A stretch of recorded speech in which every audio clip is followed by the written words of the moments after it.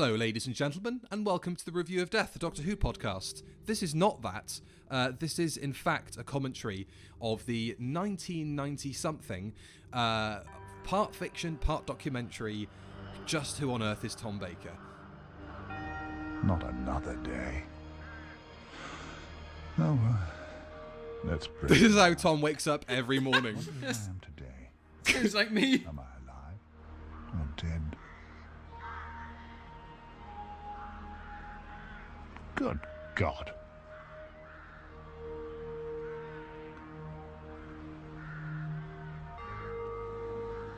Must go out and get the papers.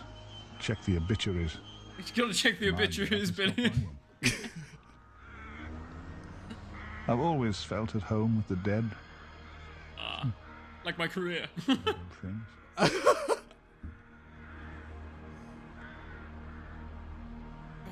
He looks thin there, doesn't he?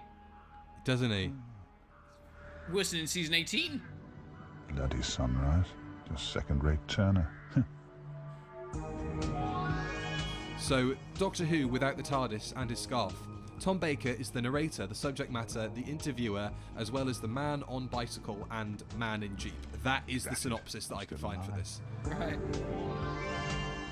Is this canon? Is this the curator on his way out for his bottle of milk? Yes, it is. That's the famous headstone he always talks about then. Oh, yeah. That silly old bugger. I wonder when I really go to heaven. I hope so. I hope so. So nice to go to heaven.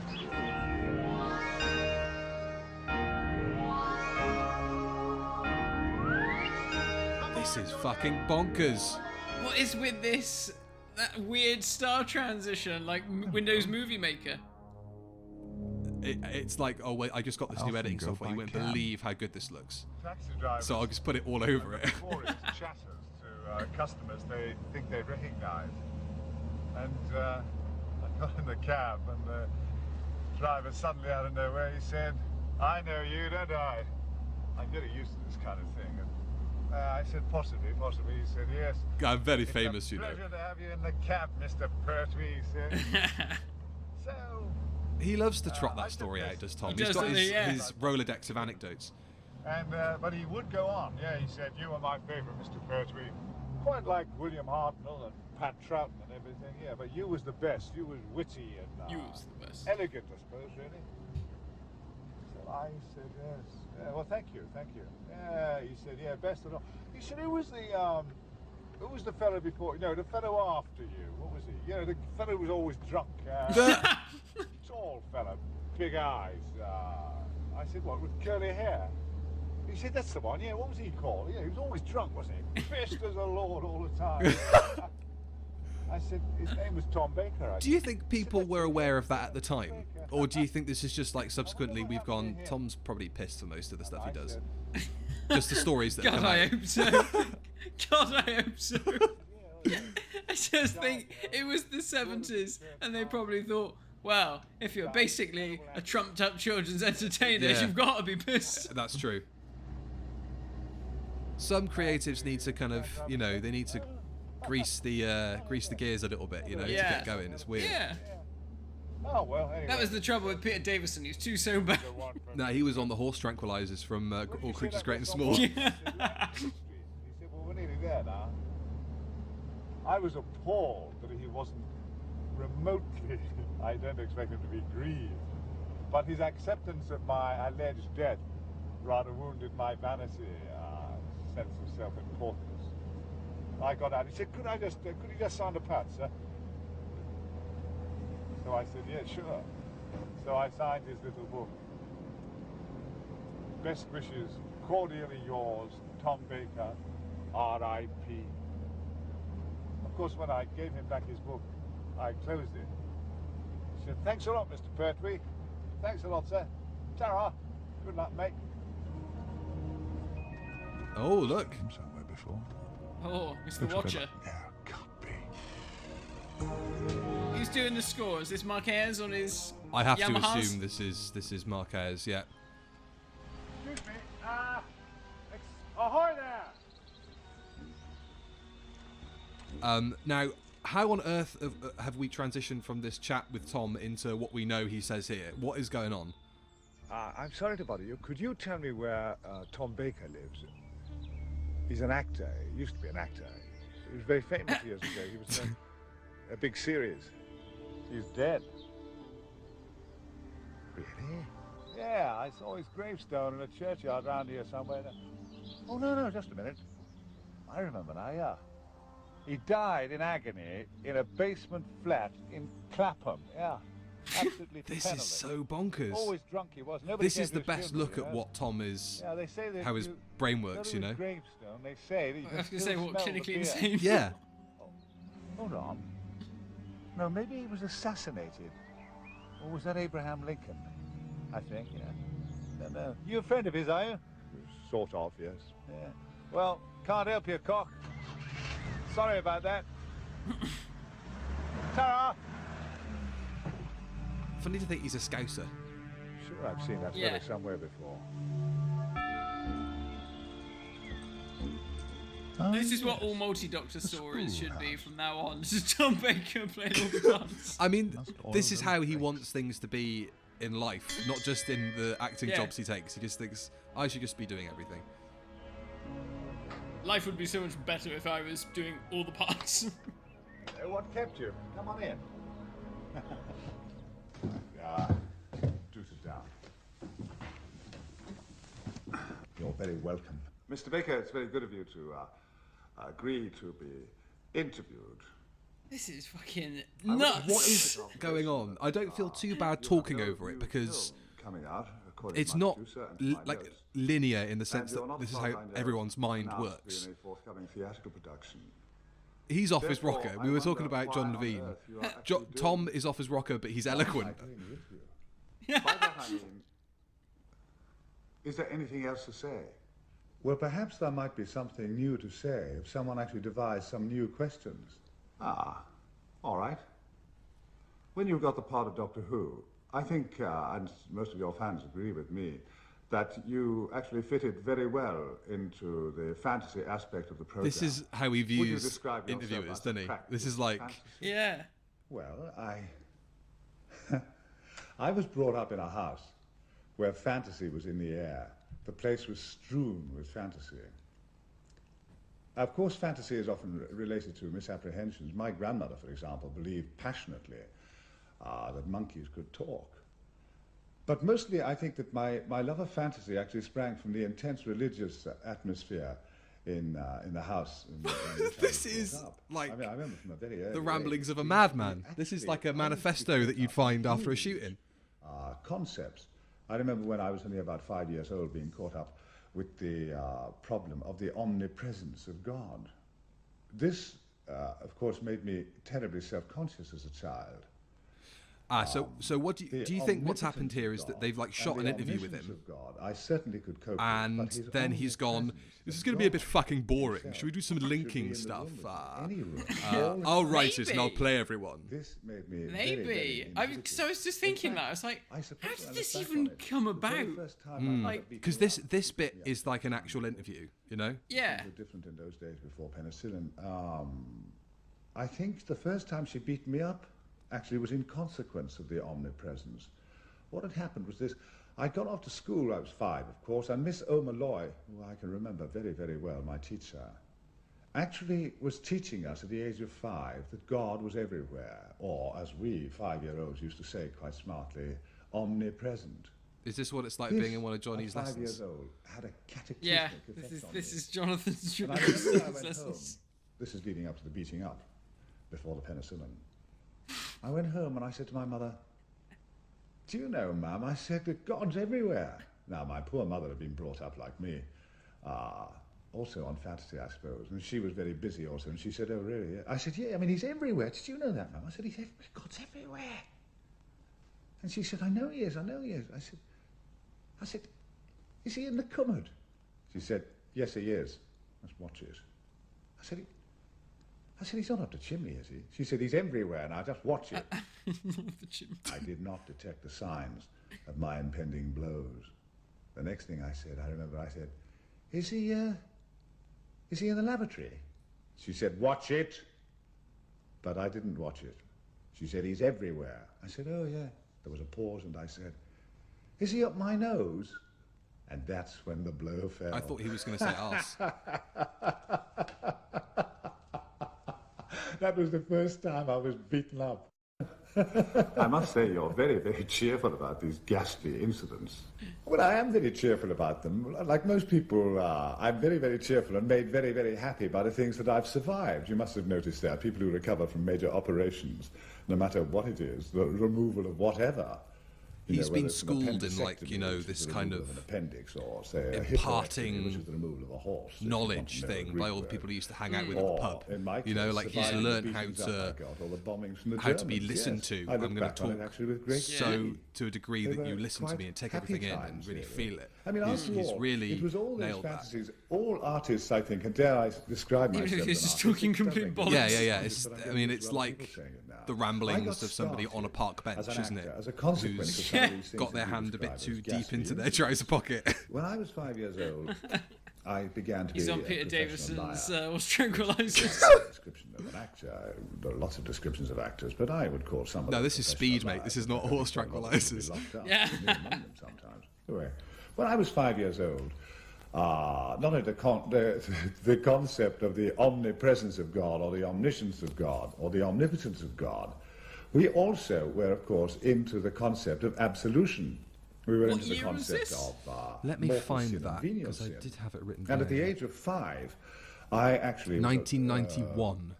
So let's see what Tom was doing around this time. Every Wednesday after that, every Wednesday So morning, I'm guessing Tom Baker, Leslie has Hampson, Blackadder Cutting happened the at this grass point? at his local church. And so little Leslie Hampson and little Tom Baker would trudge along to confession.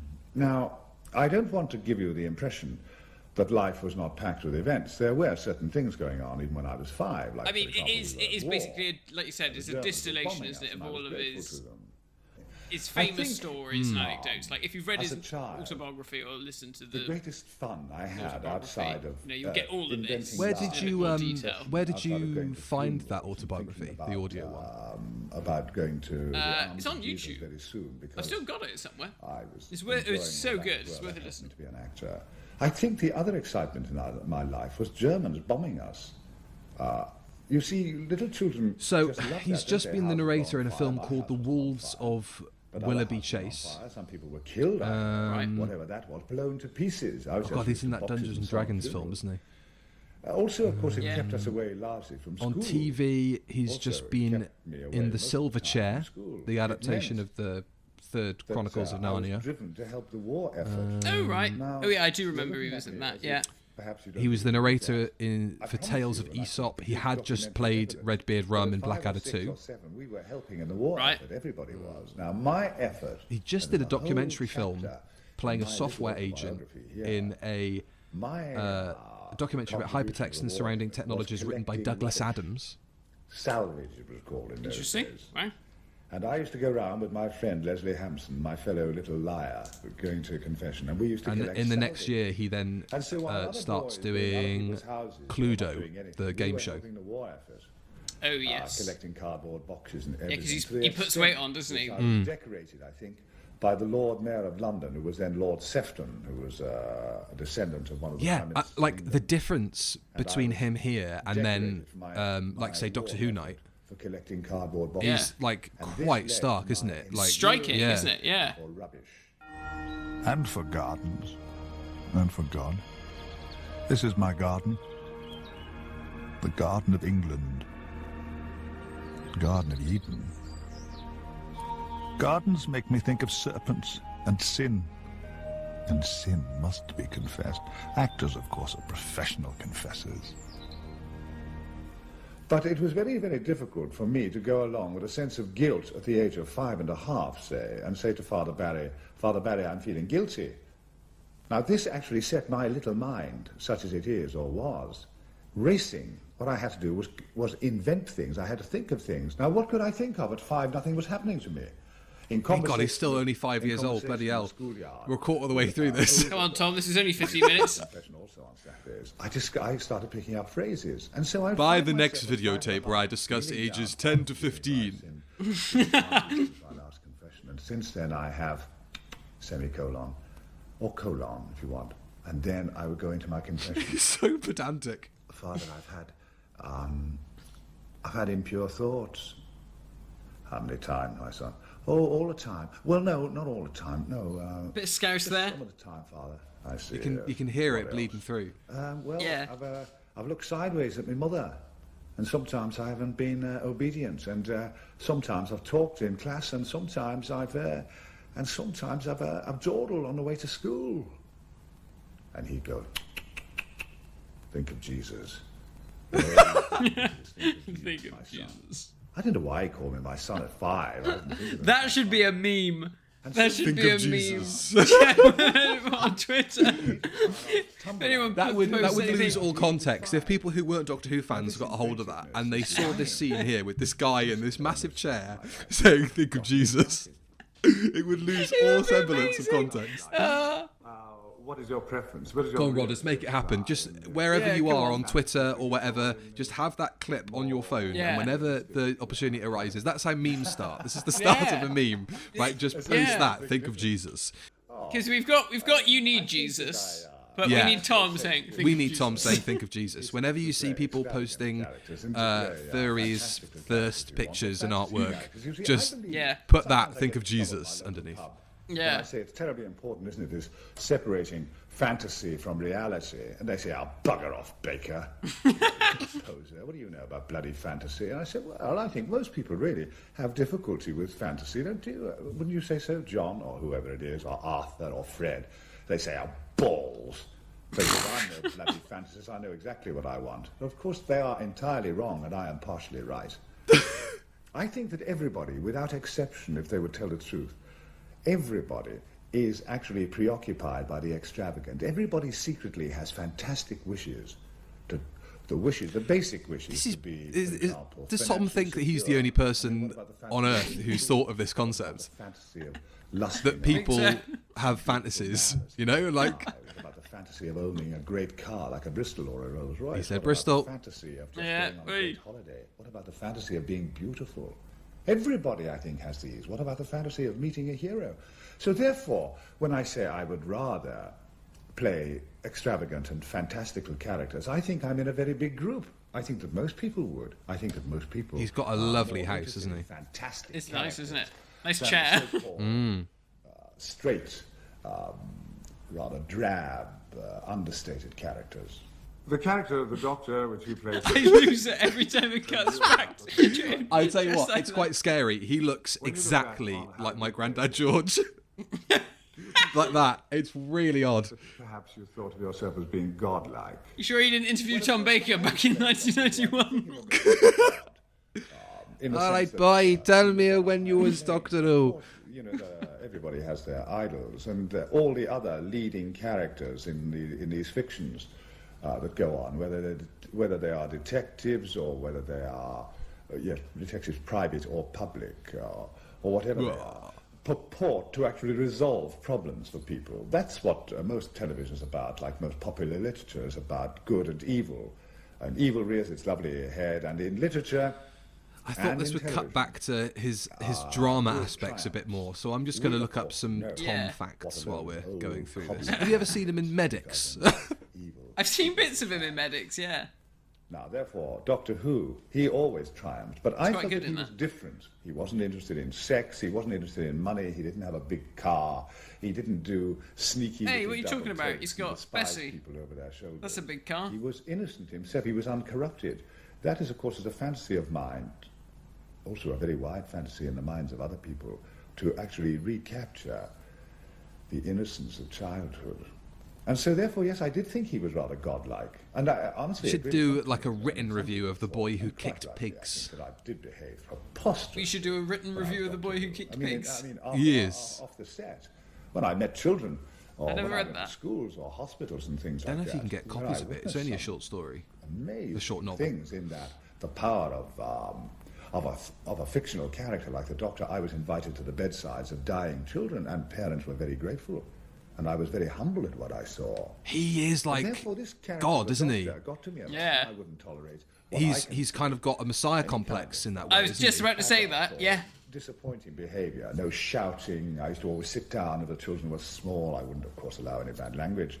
I wouldn't allow any smoking of cigarettes or drunkenness, and was never seen myself drinking if I could possibly avoid it. Which is very difficult for me, because I was always pissed. If I could possibly stop the devil drink from taking me for 5 minutes, then I wouldn't get pissed in front of these dying children. Brought quite a lot of magic into the lives of the fans. Do you enjoy the effect you have on the fans? Do I enjoy the effect I have? No, I like the effect I have on the grannies, making their titties tingle. I tell you something. I enjoy the effect the fans have on me. Especially that one who I shagged in Australia. In my costume. Who may or may not have killed Patrick Troughton. Oh, God. The fans fill me with optimism. The fans keep the If people didn't know that before you just said it, then... People are going to go, what? Yeah, I know. You've got quite a bit of Googling to do. No, I say this very solemnly. Absolutely solemnly. And I would justify it in this way. I am convinced. I'm convinced of lots of things. And perhaps I'm most emphatic about the things I know least about, but I can't help that. I am convinced that what is wrong in a lot of people's lives is they don't get enough affection, they don't get enough attention, they are not made to feel special enough. You know my views about the idea of working people coming home and the family turning to and applauding them on a Thursday night outside in the street. I'd like to see a whole street applauding at 5 o'clock if everyone came home. That is such a weird thing to think of now after the clapping for the nurses. Patiently for their families, applauded afterwards. I'd like to see images of women coming out of the kitchen and all the family applauding. Bravo, bravo, ma'am, bravo! And mother taking lots of bows. I'll have to applaud Annie next time she just mixes it in. Next time you get a nice hot plate of food in front of you, just stand up and applaud do a Cannes length 14-minute standing ovation. Or bus driver and said, "Very good, Roger, very good, a great journey. Very good on the corner." Well, you say cheers, drive. Well done, kid. That's what you If do. we applauded doctors that give us some attention, we would inspire them. Applause inspires. So I'm grateful to the fans because they applaud me. And they applaud me when there isn't always things to applaud. Even when I'm in the doldrums, even when I'm in the troughs. We've seen Underworld, there's nothing to applaud there. Suddenly, click, click, through the door come several letters or bundles of letters. So what will happen one day when there are no more fans? I can't imagine life without fans. Oh, man, I just got a real sinking feeling in my chest The then. fans run out. Really? The fans of the Doctor run out, and the fans of Tom Baker run out. Then what we're talking about is when there's no more love left. And when there's no love left... then Sue's round the corner thinking, fucking hell. I ironed your shirt this morning. Stupid bugger. At work, I mean, that you were sometimes very moody and even aggressive. Is that a fair comment, do you think?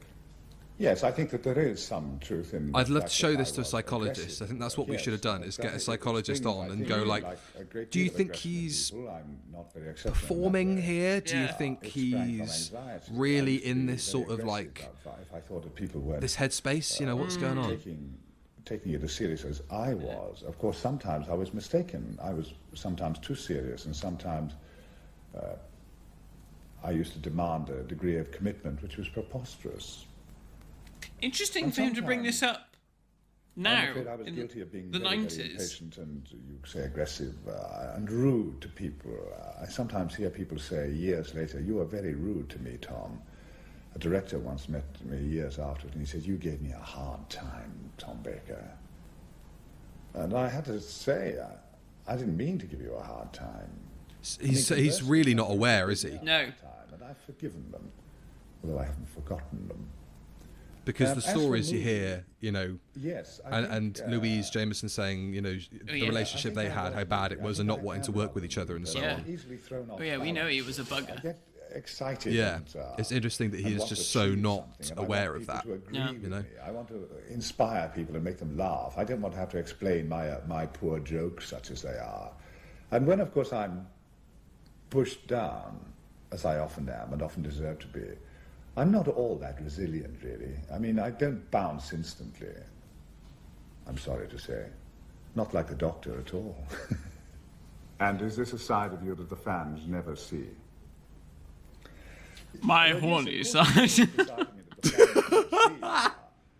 Curiously enough, I sometimes... Yes, they never get a look at this blong on the table.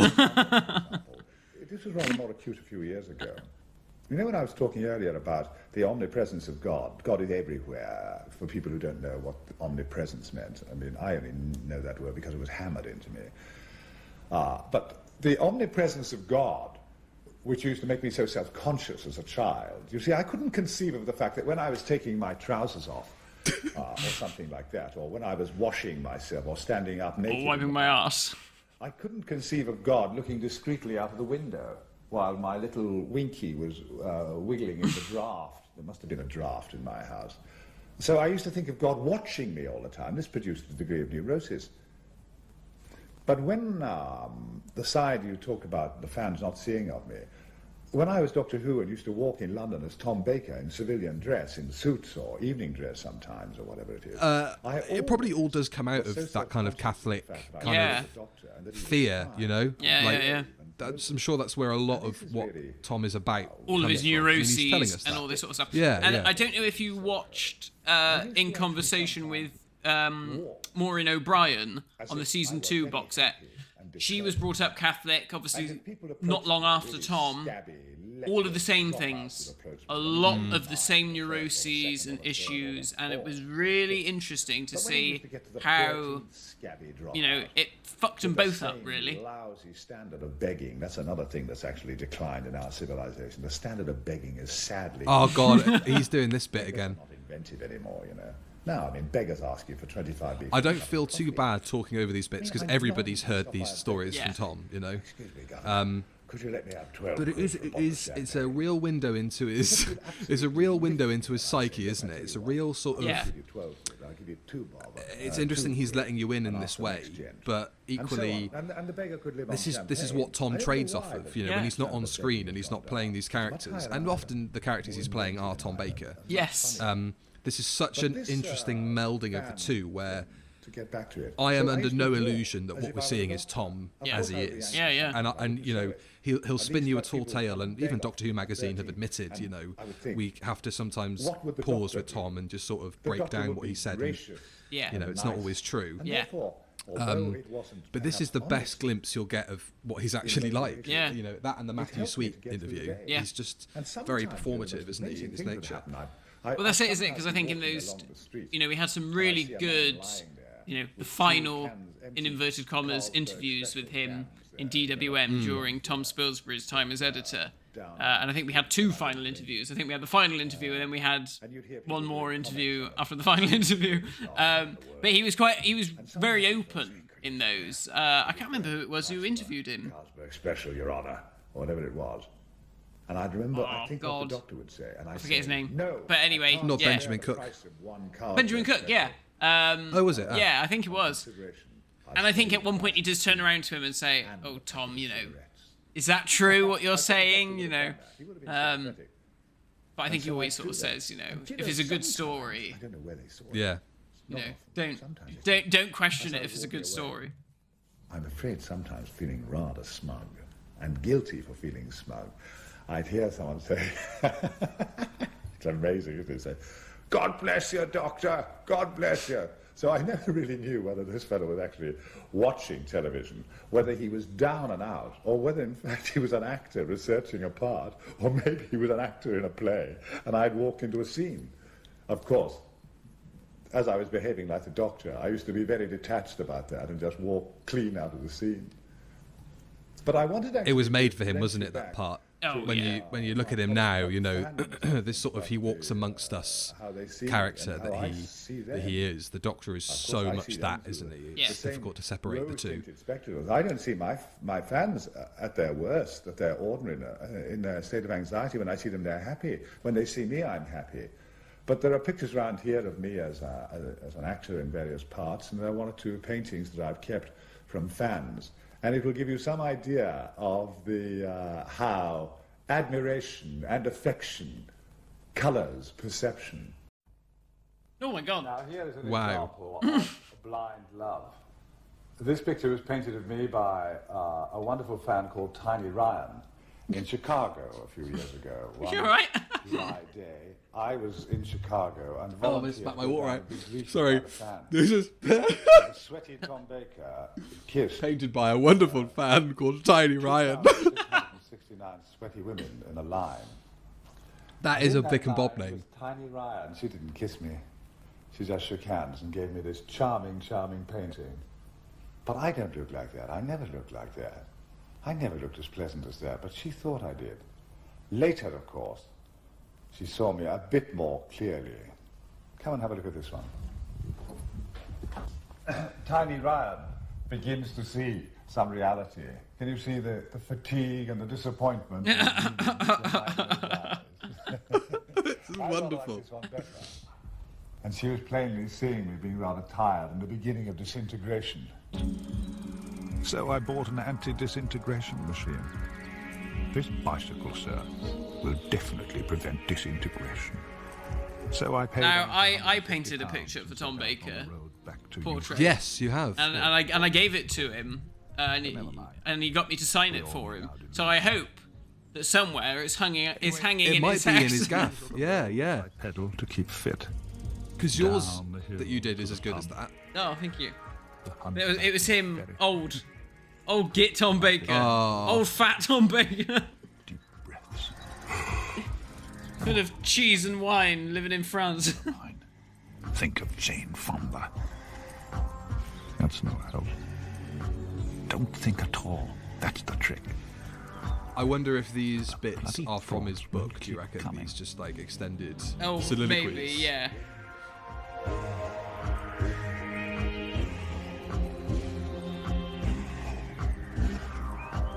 This This is weird, isn't it? What is going on? is weird. Is he on green screen? No, he's really going for it. He's pedaling. That was uphill as well. Thank me. Didn't that used to be Tom Baker?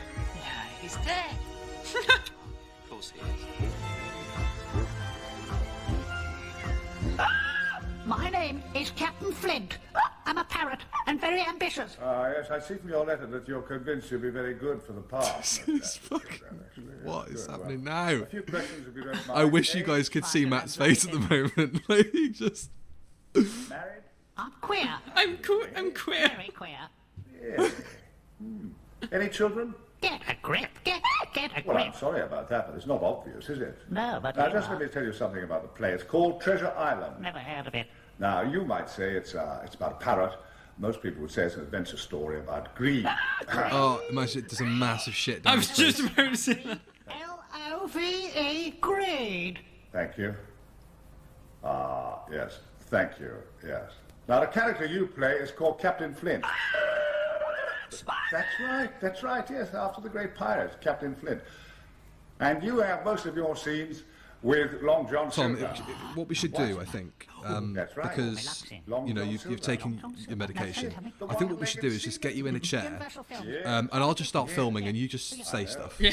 That is totally what this is. Like, Yeah. nobody is feeding in for him here. He's just imagining this conversation and dubbing it in Wonderful afterwards. lines, yes, of course you. Ow! Of course you do. Pieces of 8. Yes, pieces of 8. And hang high the roof beams carpenter. Can you say that? J.D. Salinger. Yes, very good. Well, that's a start. Yes. Also, there's a death sequence. Yes. Yes. Ow! I thought you'd like that. Yes. You get shot. Oh! What is happening? But there's a death speech. Death speech. What? Death. No, a death speech. Oh, death. Yeah, you get to say a dying speech. It's not very long, but it's very, very moving. To Look. be or not to be? 'Tis a far, far Well, better thing. How much a week? Double it. Well, how about That's how Tom negotiates. sunflower seeds you can eat? I'll think about it. Good, good. Well, sign here. Is this your pen? Very fun. Come on, sign here. You can do it. You can do it. Can do anything. But of course he won't do it, will he? When the Mermaid Theatre... Ow! When the Mermaid... Excuse me. When the Mermaid Theatre asked me to play Long John Silver, I laid down some strict rules. I had to have some say in on with it. casting. Get on I with wanted it. the emphasis on the greed and the Oh, balance. it's a fever dream. This is insane, isn't it? The social I think I actually have taken something. Yeah, and me. And finally, Is that parrot talking, or is it happening on your screen as well? with my friend the parrot. Oh my god. Well, there's no need to go that far. Come on. Give the kiss. Come Give on. the kiss. And it's Tom being the parrot as well, isn't it? Yeah, it's definitely him. Yeah. What happened was, I could have had the job. 12 performances a week I like it. for What? several hundred pounds. I like but it, my what? pal, the parrot wouldn't sign, as you can see. And I thought, well, This parrot needs to shut the fuck up. I'm actually trying to listen to Tom now. Let's go for a glass of I beer. never did do. A glass of beer. Friendly. So I see myself now, growing old with my old friend, the parrot, Captain Flint. What do you mean? Eh? What do you mean growing old? You are old. Let's go for a pint of Fremlins. A pint of what? Fremlins. Fremlins? Yeah. He's been listening to gossip. A pint of parrots don't drink Fremlins. This one does. Do I need to Google Fremlins? Yeah, I was going to say, is this an ale that you've partaken in, Billy? Bloody Mary. I've not heard of Fremlins. Bloody Mary. I'm gonna go into next time I'm in a pub. I'll say, I'll have a pint of Fremlins, please. Joint stock, rolling stock, Kiss summer me, stock, honey. repertory. I was at Trafalgar, you know. Oh, lots of parrots were there. The place was It's crawling with it's a brewery, in Kent, that produced 3-star bitter, AK mild, and English stock ale. Come to school, come to school, come to school, come to school, come to school, come to school, come to school, come to school, come to school, come to school. What the hell is happening? This is tripping me out, man. I'm having a whitey. Come on, you're late. Come on. I hear you're in a monastery. Is that true? Yes, it is true, yes. When I was a child, I wanted to I think do Tom's something heroic and amazing. Maybe I a think most couple of wines in now. Do you reckon? Yeah, it But must you're be. asking me how it happened. And I was passionate whole to do man has something changed. His face has extraordinary changed a in bit. order to get away from the paralyzingly boring Yeah, pattern but a pint of Fremlins. that was unfolding before me in Liverpool. Now, the only way that poor children can change their lives is through education. We know that. I'm terrific at these kind of commonplaces. And as I wasn't a very bright child, and didn't turn out to be a very bright adult either, I had to discover another escape route from the annihilating fear of boredom. Just a heads up, everybody. We've got another And wherever 10 you look, minutes of this, in any and country, it's in not any got any culture, kind of linear thing. poor This, so children as far as we're have aware, one this is escape still. route, I'm a which is child. Yeah. unarguable. It's not an opinion. You know? It is unarguable. They have one spectacular, No chat about Doctor honourable Who. escape route No. from their poverty, Other than and that is I love the fans. religion. They must become professionally religious. And that's what I did. One day in school, a man came and he made a marvelous speech about heroism. And he said that he was looking for heroes. He was looking for people who were interested in moral perfection. When I think about the phrase moral perfection like that. And at the end of this inspiring speech about looking for heroes, I put my hand up. Of course, I realize now that if he'd been recruiting for the Foreign Legion, I'd have put my hand up. I'd have put my hand up for anything to get out of Liverpool. Yeah, he does. He But it doesn't was to be- call back to sort of To go to a being a monastery. Liverpudlian at all. No. unless he's sort of talking down on himself. Moral perfection at that age. I guess it's the poverty, isn't it, and the struggle of it. I say moral perfection, and you asked me that reasonable question. Yes, I'm afraid I bloody well did have thoughts of moral perfection. It was hammered into my poor head. I mean, I had thoughts. I used to make He's still, novenas, he's still on the 9-day religious thing. prayers It's so interesting. Yeah. for death. You know, before I was in my teens, I couldn't wait to get to the bosom, to Abraham's bosom, as Shakespeare described, going to God. I couldn't wait, actually, to starve myself or die of thirst or wear a hair shirt or make sacrifices. Because I was caught up in this wonderful, dramatic fantasy and the divine paradoxes, of course, of Christianity, which is the only religion I really know about. The divine paradoxes of Christianity, which thrilled people little boys like me with vivid imaginations and perhaps not very bright.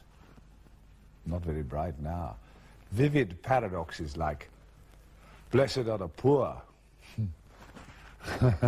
Do you know what I want to know more about? I'm looking at his Wikipedia here. I want to know about when he was in, he was called it for national service and stuff. Yeah, I mean, he does talk about that in his autobiography. Oh yeah, it's worth listening to it. Okay, I'll give it a go. Maybe I'll make that my background listening for today. Blessed are those who It's brilliant. You'll be pissing yourself. I was on the bus listening to it going to work, and I would be in.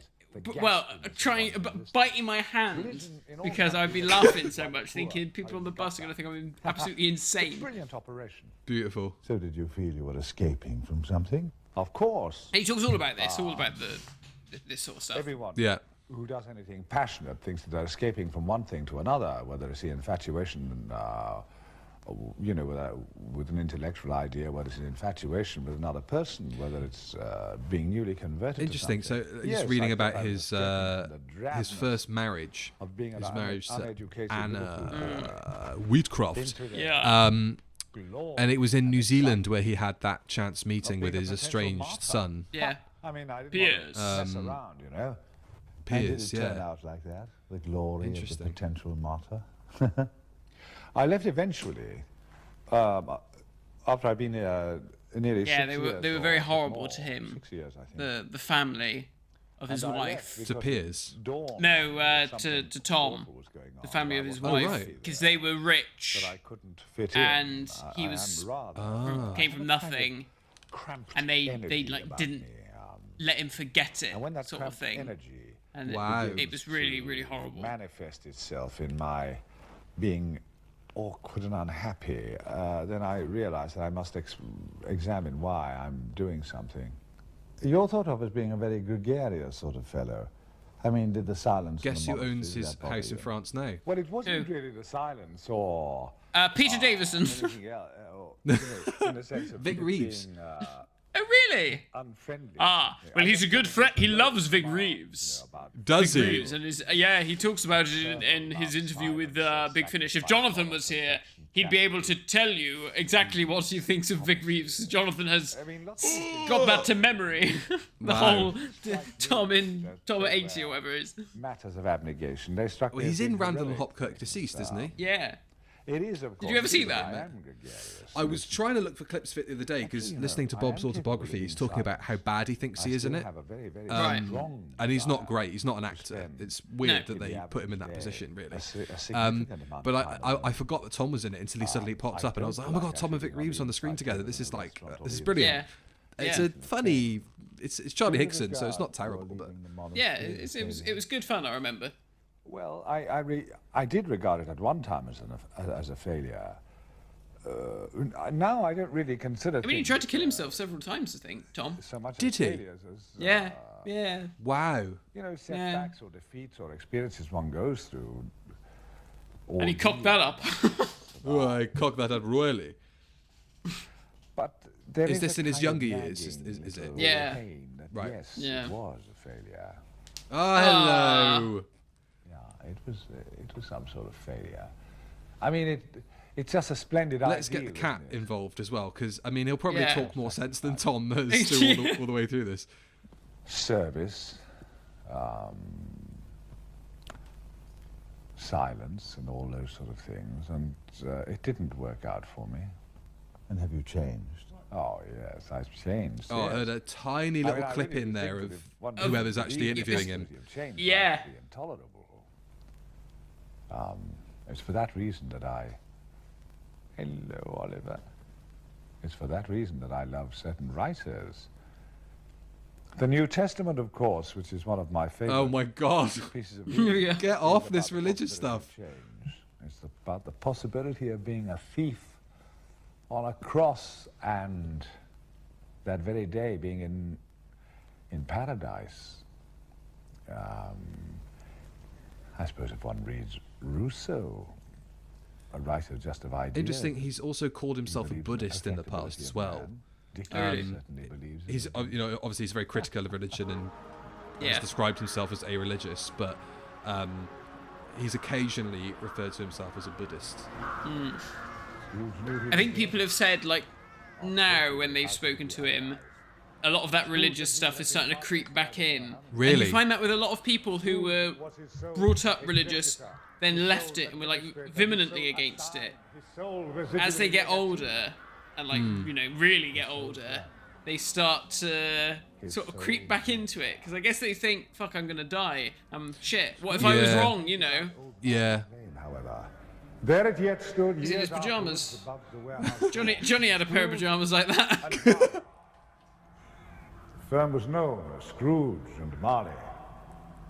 I wonder if his wife Sue comes downstairs at 3 o'clock in the morning and finds him in his jammies in the front room doing sermons like this to the cats. Come on, love. Come up to bed. Yes. He answered to both names. Only if you put my costume back on.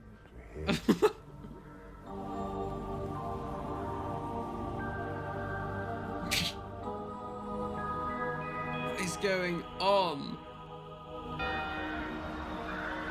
That's what I would do if I saw Tom Baker in his pyjamas wandering around a church. I'd be like, get fucking hell, I'm out of it.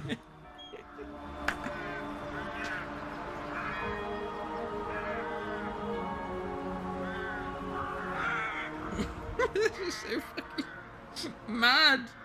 What is this? It's very odd.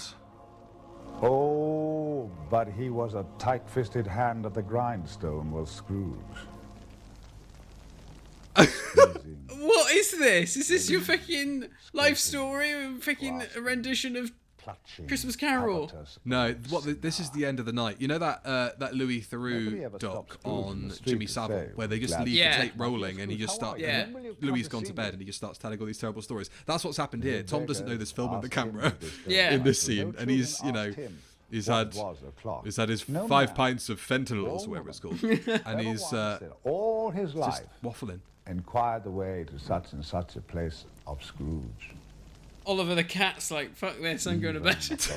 Men's dogs appeared to know him, and when they saw him coming on, would tug their owners into doorways or up courts, and then would wag their tails as though they said, "No eye at all is better than the evil eye, dark master." But what did Scrooge care? Once upon a time... I mean, it's quite nice you get for free Tom doing Yeah. A Christmas Carol. Old Scrooge sat busy in his counting house.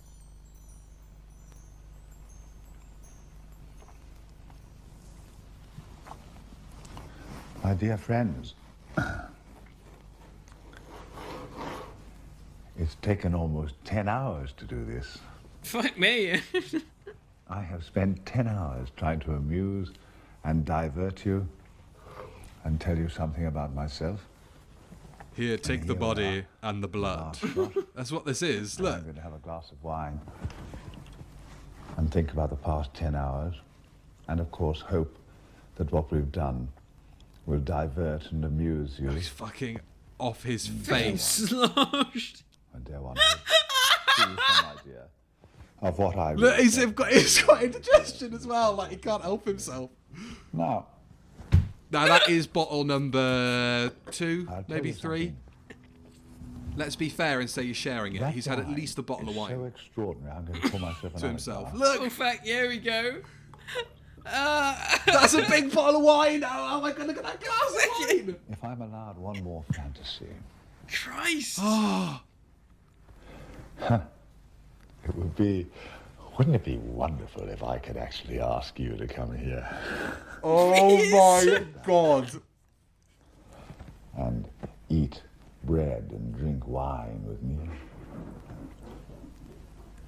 Wouldn't it be wonderful? It'd be marvellous, Tom. I would be in hysterics. I'm petrified of him in this moment. I don't want to accept this invitation. Drink a glass of wine and eat some bread with me. A piece of cheese. Ah, piece of... And I could try even harder to make you laugh.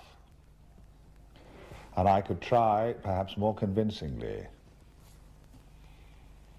to demonstrate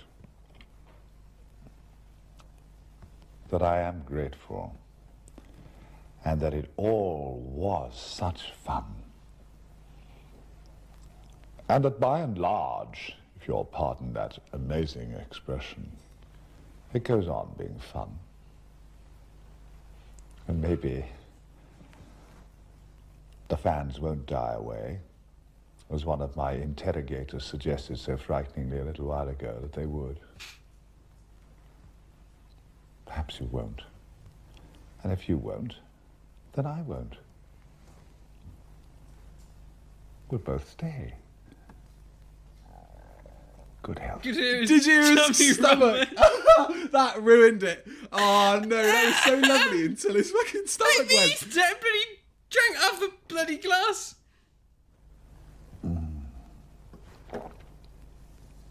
Heaven. Spoken like a true alcoholic. Right, who's involved in this? Who allowed this man to talk to me for 50 minutes about... What a fabulous house. Oh my god, I know. That was the house that was a school. Wow. So yeah, wow, that's stunning, isn't it? Look at his kitchen, and he's still going, he's still drinking, with a cat in his hand. You said it was, Something, as you is that said, the it was Marquez doing the music. Is it? Yeah. Who's put him up to this? Keith Barnfather. Oh, father. Oh yeah. Sue Gerard. Sue Gerard. Oh, his wife. Ah. His wife directed this. Well, we say directed. She shepherded him and kept him under control. Wow, that felt like a religious experience. I mean, I have never. I might have to watch it again. Yeah. Just to hear what he was saying at certain points, because, I mean, I can't really believe some of what we just saw. No. Because he was completely off his tits at the end, which is just fantastic. Oh yeah, I got to sit Johnny down and Annie and say, we're going to watch this. Absolutely, yeah. As a person, he is very confused. To put it lightly. This is just it is a bit like the ravings of a madman. It is. I think that's fair to say, because I don't know how many people would be so confident. I mean, I suppose people do that now on social media. We do it with, having a podcast and stuff. But to put yourself out there, like your innermost person out there, the way that Tom has there, is, that's uber confidence, that's uber charisma. But it's also, there's a crackling under his surface, isn't there, of something else that's just a bit. I mean, made him perfect for the Doctor, but does sort of lift the lid a bit on him as an individual. I mean, fascinating. I was very dubious actually going into it as to whether or not this is the right thing for us to watch. And me, I was like, oh, this is going to be a bit weird. When Tom's no longer with us, that's almost like his last will and testament. That video, isn't it? It is, yeah. I wish we'd have done this as a video commentary, because I don't think anyone will ever get to experience our facial expressions as to what we were seeing. It was a mixture of shock, horror, awe. It was all of those emotions. Like, when you said let's watch it, I thought, well, this is going to be good because it's just Tom being Tom, but that was a bit too on the strange side, even for me. Yeah, you can only take so much of that, and you can see why he was so difficult to wrangle. That is a perfect illustration of that, isn't it? Of how difficult it must have been to convince him that his way of doing things maybe wasn't necessarily the way of doing things. Because he's so uber confident, and so he is Tom Baker, and that's that.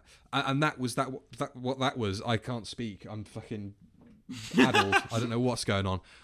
Thanks very much for watching along with us, ladies and gents. We hope you enjoyed that. Yeah. Next time, a look at Wartime, starring John Levine.